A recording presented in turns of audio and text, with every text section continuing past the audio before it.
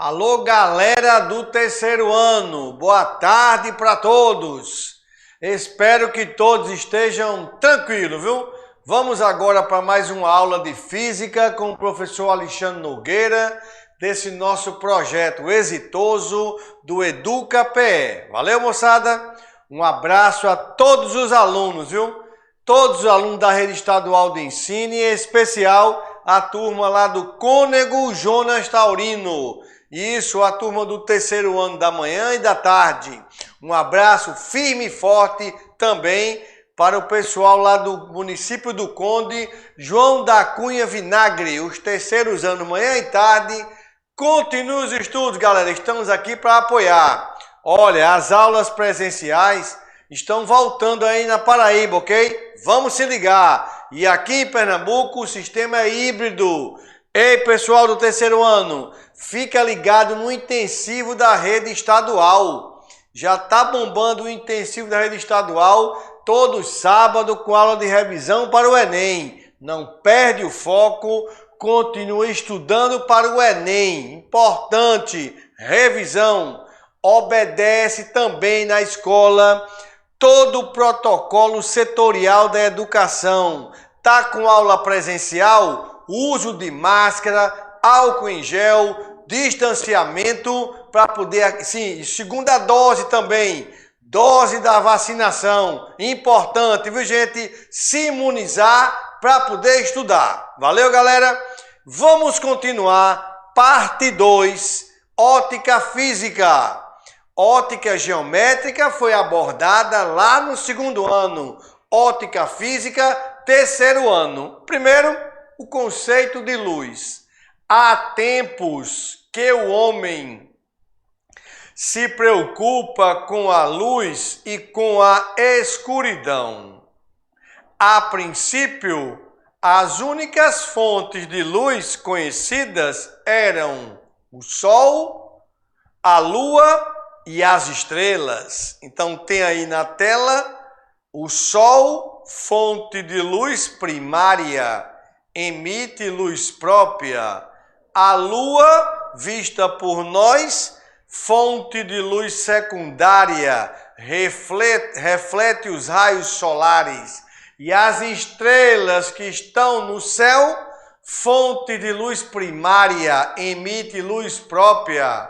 Se subitamente o Sol desaparecesse na Terra, nós morreríamos, mas se o Sol subitamente desaparecesse, olhando para o céu, só conseguiríamos enxergar as estrelas, que são fontes primárias de luz. Bom, para os filósofos, os gregos da antiguidade, que tinham uma visão atomística das coisas, a luz seria formada por pequenas partículas denominadas de átomos, que se soltavam dos objetos, penetrando em nossos olhos e possibilitando a visão.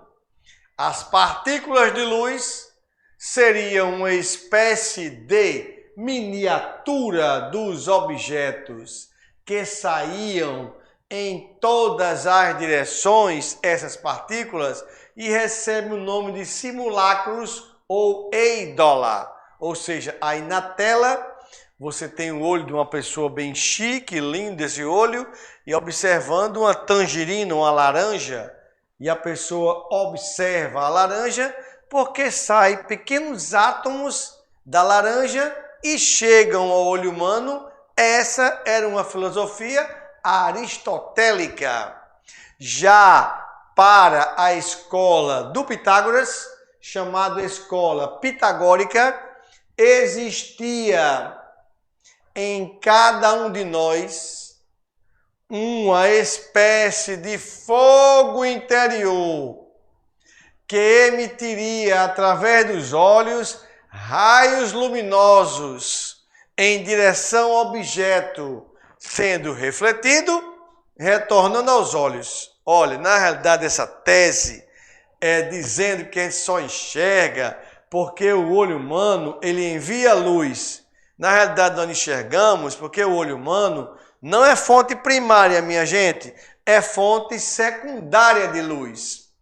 A ideia que se tem hoje de luz teve origem no pensamento de filósofos árabes que diziam que a luz tinha existência própria. Ela não dependia do objeto, nem dependia do olho humano. A luz dependeria exclusivamente da fonte luminosa, onde fonte que emite luz são chamadas fontes luminosas. Aquela fonte que emite luz recebe o nome de fonte primária. A fonte primária que vem de primeira, ela emite luz própria.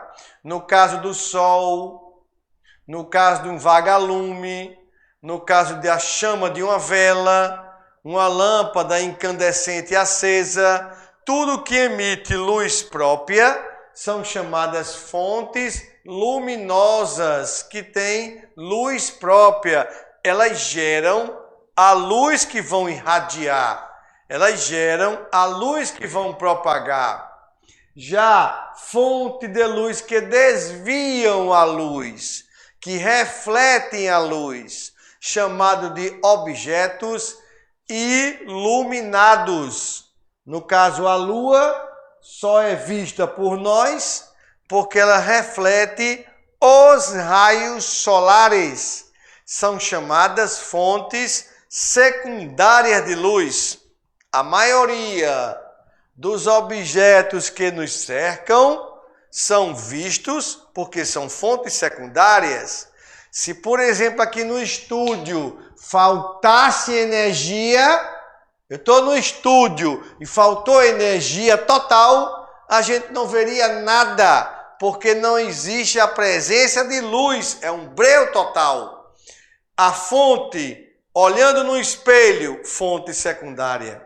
Observando na lousa, fonte secundária. Observando os objetos, fonte secundária. Porque eles refletem a luminosidade. Mas o que realmente será a luz?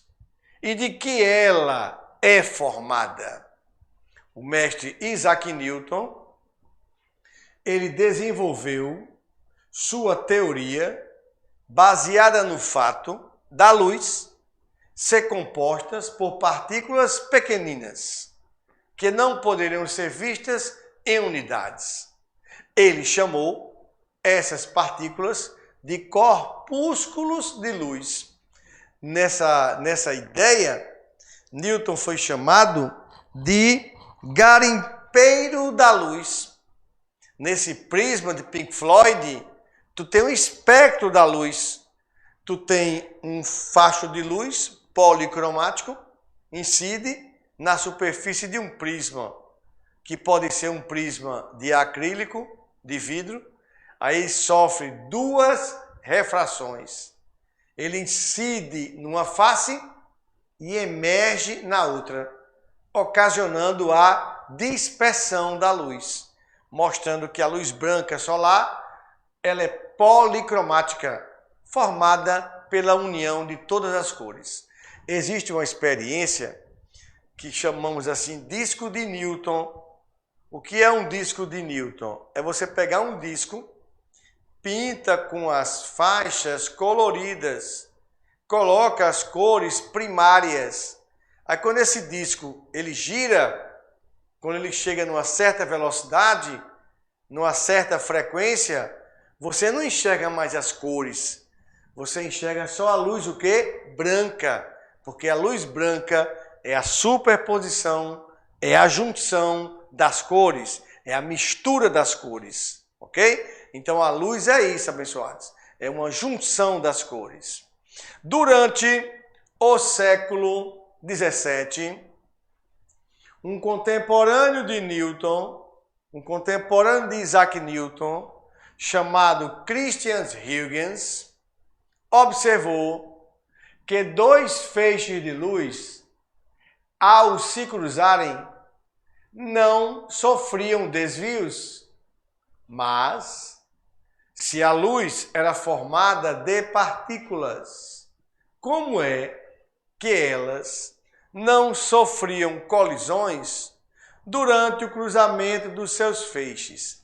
Aqui é um ponto nevrálgico, gente. Aqui é um ponto que é divisor de águas. Fala da luz como onda e fala da luz como partícula, como corpo.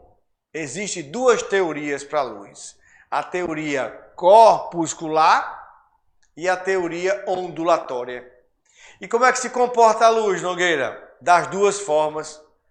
Existem determinados fenômenos que a luz se comporta como onda. Existem determinados fenômenos que a luz se comporta como partícula.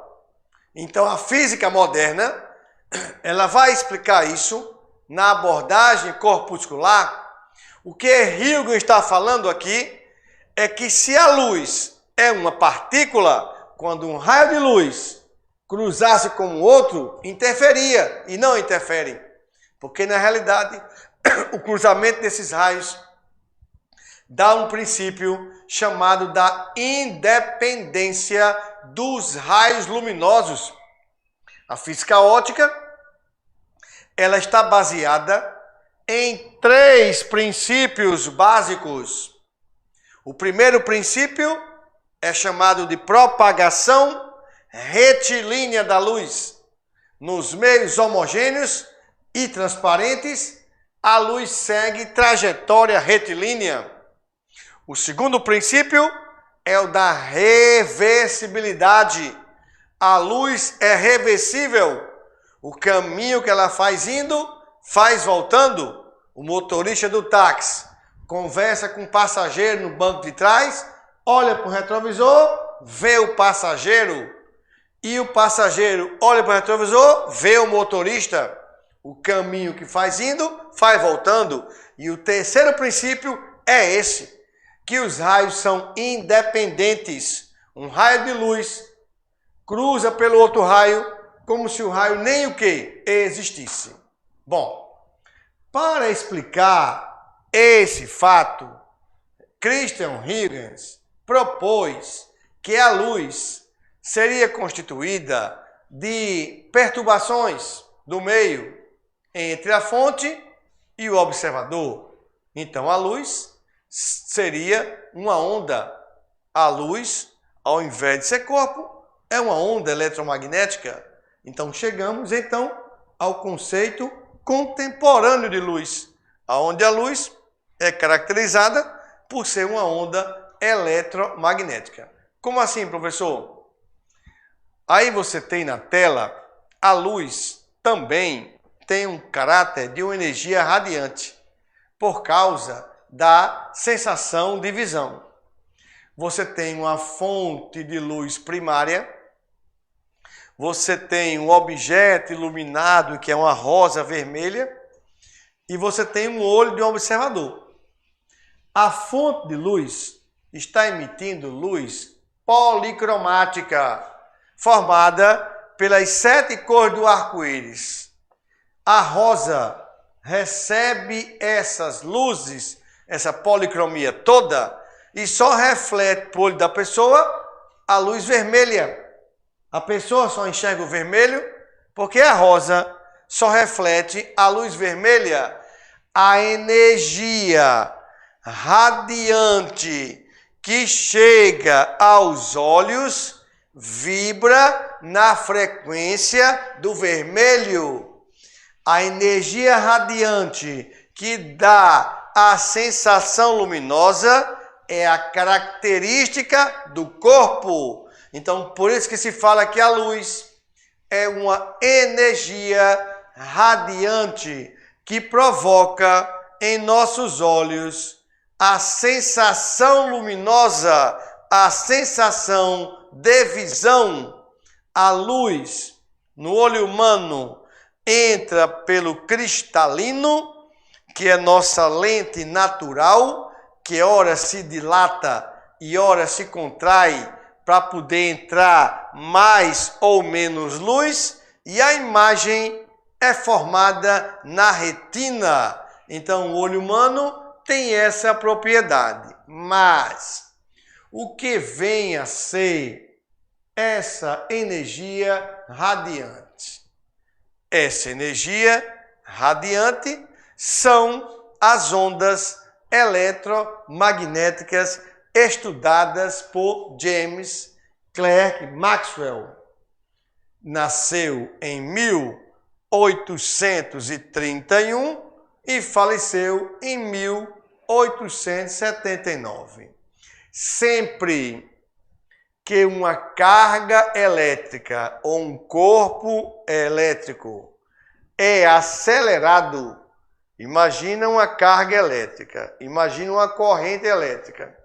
Uma corrente elétrica é ocasionada pela DDP, pela diferença de potencial. Mas vimos também que uma corrente elétrica ao redor do fio gera um campo de indução magnético. Então, sempre que uma carga elétrica ela é acelerada, ela emite ou ela irradia uma onda eletromagnética, isto é, campos elétricos e magnéticos oscilantes que se propagam no espaço, apresentando todas as propriedades de um movimento ondulatório, constituindo a onda eletromagnética caracterizada pela luz visível. Aí você tem, no desenho, um corpo eletrizado, uma carga elétrica. Entenda-se que carga elétrica é todo o corpo eletrizado. Se tiver falta de elétrons, terá carga positiva. Se tiver excesso de elétrons, terá carga negativa. Todo corpo eletrizado perturba o meio ao seu redor, gerando um campo elétrico que pode ser de afastamento ou de aproximação. Quando a carga está acelerada, quando essa carga está em movimento, ela gera também um campo magnético, representado pela letra B, cuja unidade é Tesla. Então, na direção de propagação, há uma variação, pessoal. Tanto o campo elétrico quanto o campo magnético, eles são variáveis, eles oscilam. A onda lambda é o comprimento de onda e a direção de propagação dessa vibração estabelece a onda eletromagnética. Então, aí eu desenho explicando que a luz é uma onda eletromagnética, junção de dois campos, o campo elétrico e o campo magnético. As ondas eletromagnéticas são ondas transversais, ou seja, a direção do movimento das partículas é vertical. A direção da propagação da onda é horizontal. Então, entenda, a direção vertical e a direção horizontal são ortogonais. Vale lembrar que as ondas transversais são aquelas cuja direção de propagação é perpendicular à direção de vibração, ou seja, formando um ângulo de 90 graus. A direção vertical é ortogonal à direção horizontal. Por esse fato, é chamado de onda transversal. Curiosidade da luz que vem do Sol. Nós sabemos que pelo sistema solar, o Sol é nossa estrela de primeira grandeza. Emite luz própria. O Sol emite luz própria.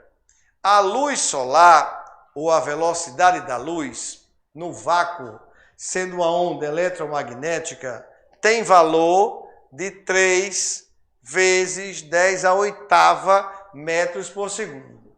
Aí na tela tem uma animação entre a distância do Sol até a distância do nosso planeta Terra. A distância do Sol para a Terra é cerca de 150 milhões de quilômetros. Então, a distância 150 milhões de quilômetros, a velocidade da luz 300 mil quilômetros por segundo, então a luz do Sol demora aproximadamente 8 minutos e 20 segundos até chegar no nosso planeta. Quer dizer, ela vem viajando a 300 mil quilômetros por segundo e só chega aqui na Terra após 8 minutos e 20 segundos, fazendo com que a velocidade da luz seja enorme. Vamos lembrar o que é o comprimento de onda e o que é uma frequência. O comprimento de onda é a distância entre duas cristas consecutivas. Aí você tem um movimento ondulatório. Tem a amplitude, que é a direção vertical, e tem o deslocamento na direção horizontal. O que é o comprimento de onda? O comprimento de onda é a distância ou entre duas cristas consecutivas, ou entre dois vales consecutivos, ou então o momento que a onda começa a se repetir. Isso é chamado comprimento de onda. A amplitude é o distanciamento máximo ou distanciamento mínimo do eixo horizontal. Então, na tela você tem o movimento de uma onda transversal. Característica, toda onda tem crista. A crista da onda é o ponto que a onda tem absorção de energia máxima. O vale, absorção de energia mínima. Você tem a situação de equilíbrio. Equilíbrio é quando está no eixo da horizontal. E assim por diante, meu povo. O espectro eletromagnético visível. A luz visível possui uma faixa estreita de frequências que se estende a aproximadamente de 4,5 vezes 10 a 14 Hz, que é a luz vermelha, e 7,5 vezes 10 a 14 Hz, que é a luz violeta, capaz de sensibilizar a visão. Na tela você tem o vermelho, o alaranjado, o amarelo, o verde, o azul, o anil e o violeta. Da esquerda para a direita, da velocidade máxima para a velocidade mínima, isso é o espectro visível. Os raios ultravioletas e os raios infravermelhos não são visíveis. Atenção! As radiações cujas frequências estão abaixo de 4,5 não são capazes de sensibilizar a retina, portanto, são invisíveis ao olho humano, como, por exemplo, ondas de TV e raios infravermelhos. As radiações cujas frequências estão acima de 7,5, a luz violeta, também não são capazes de sensibilizar a retina, portanto, também são invisíveis ao olho humano, raios ultravioleta e raio-x. Os raios ultravioletas, os raios-x, ondas de TV, raios infravermelhos não fazem parte do espectro visível, como mostra a tela posterior.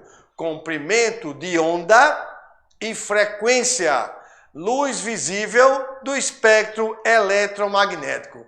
Obrigado, meu povo, e até a próxima, pessoal!